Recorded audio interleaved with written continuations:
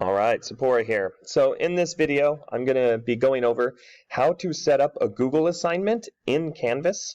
And Google assignments are basically like a Google Classroom Google Doc that you embed into Canvas, and this gets assigned to every student who opens it, and then they can submit it directly through Canvas, and it will show up as submitted in the gradebook. And check it off their to-do list and all of that. So it's a great hybrid feature of using Google Docs within Canvas. Okay, so here's what it looks like once you've kind of built it on the teacher end. So this is my Google assignment for my marine biology class, and students have submitted work. I haven't graded it yet. So it shows their name and it shows that it's been submitted. Some still haven't submitted that work, and where you're going to see that now is in the gradebook. So once they submit it in the gradebook, it goes in automatically as a little page with a little exclamation point. Something needs to be graded, but it shows it as submitted. So that's a really cool feature here. And on the student end, when you open the assignment for grading, what you're looking at is basically the same thing you saw in Google Classroom. On the right side, you can give the grade, the total points that they earned out of it. You can give overall feedback. And then, of course, you can highlight and leave individual comments on different sections of the assignment. I have some tips and tricks for this that I'll go over at the end of this video as well. Once you have graded an assignment, so given it a grade, you can hit return, and it will automatically feed that grade into the Canvas gradebook, and the student will see it, and your grading is done. You can flip through all the different assignments right here, just kind of clicking along as we go. And so it's a kind of like a speed grade feature that's embedded directly into Canvas. Pretty rad. Okay, how do you set this up? So I've created a example assignment here. And so you put your explanation at the top of what it is you want students to do, and then your resources, etc., go below that, how to do the assignment and all of that. Now for the Google Doc part, go to Submission Type right here, and you're going to click External Tool. Okay.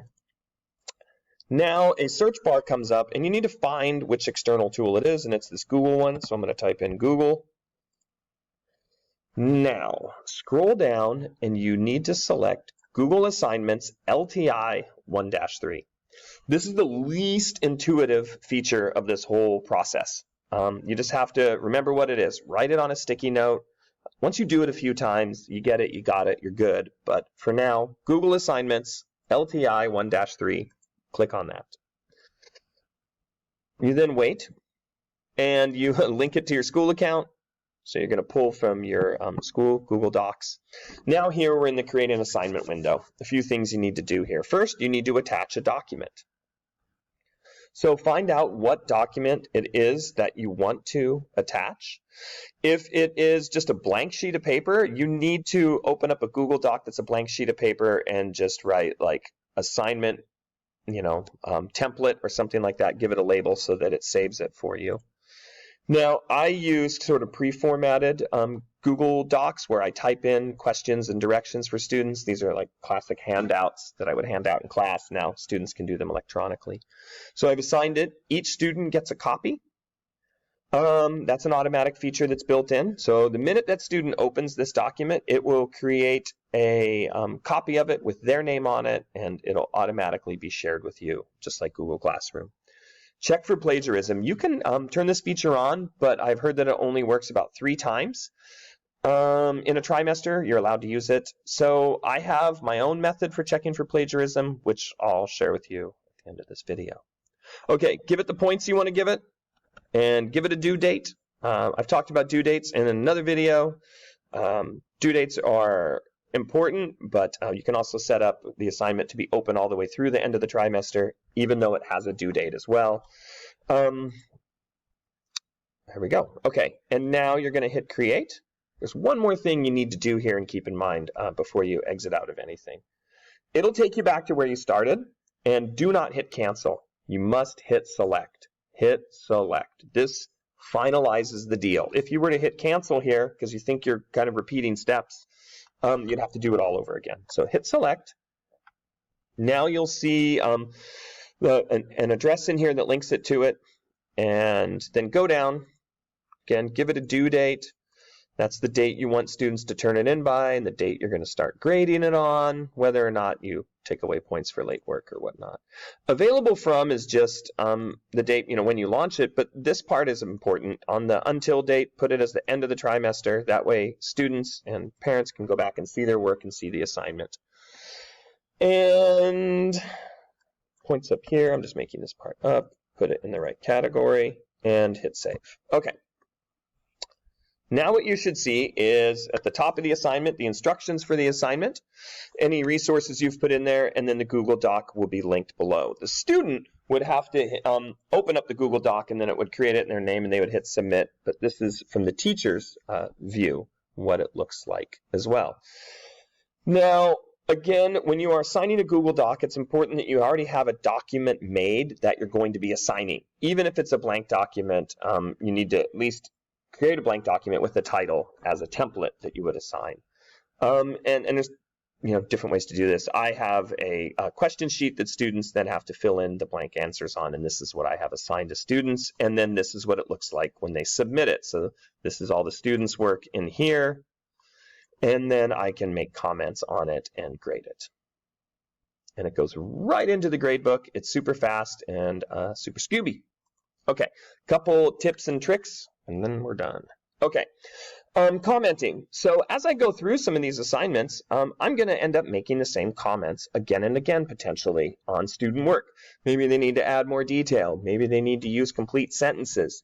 Maybe they need to, whatever. Maybe I want them to contact me during office hours. So I create, with a lot of my assignments, a little comment log.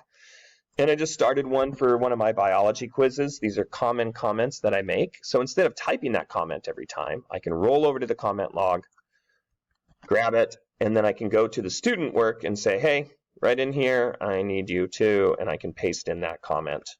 Boom. I'm not obviously leaving that one there, and quickly comment on student work and give them some detailed comments. Maybe I'll even put like a hyperlink in there to a website, like, hey, actually look here, or look at this graphic, or whatever, as I'm commenting on their work. So I find a comment log to be very helpful when I'm going through, like, I have over 100 of these that I have to go through. So it's nice to give students detailed feedback. Some of that you can use again and again. Overall feedback, take a hot second to type something in here for that student that is personalized and legitimate to their work. That's always helpful. One more tip here. If you think, or if you're seeing that maybe students have copied work, maybe this sentence looks like a sentence you read somewhere else. You don't want to dig back and try and find that. That can take a lot of time. Grab that sentence and copy it, and go into your Google Drive and just paste it into there and hit on that one there. And then you'll get all the times that sentence or a sentence like that has appeared. And then you can address that, look at that, and see if that sentence has actually been copied, or is just maybe direct quote from your notes or from your lecture or something like that. So it's a good way to check student work to make sure that students aren't sharing their work and passing that along. If you think it's been copied from the internet, well, you know what to do there. Paste it into a browser, and oftentimes, if I catch it from the internet, I'll copy the website and put that in as a comment, and then I'll address the plagiarism on top of that so I can show them exactly where I got it from. Okay, well, I hope this helps with using Google Docs and embedding those and those assignments. I think the best feature of this is that it's all organized in one place. You can grade it, and it goes directly into the Canvas gradebook, and as students submit it, that also appears in the Canvas gradebook. Okay, hope this was helpful. Laters.